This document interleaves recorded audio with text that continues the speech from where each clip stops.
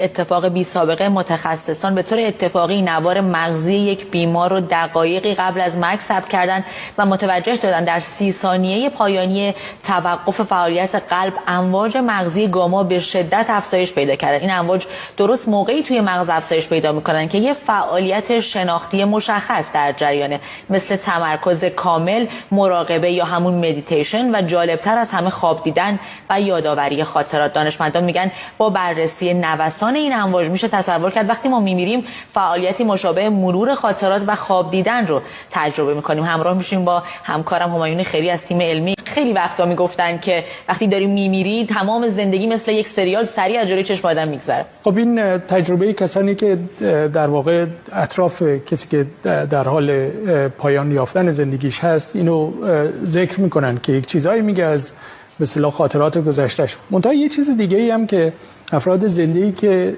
دچار به اصطلاح سکته میشن و برای دقایقی تا وقتی احیا جواب میده و اینها برمیگردن این حرفو میزنن که ما در یک جایی بودیم خودمون رو میدیدیم، اطرافیانمون رو میدیدیم و این در واقع بخشی از همون به اصطلاح خاطراتیه که در مغز ذخیره میشه. همونطور که شما گفتید وقتی خواب میبینیم بخشی از مغز فعاله، درست مشابه همون فعالیت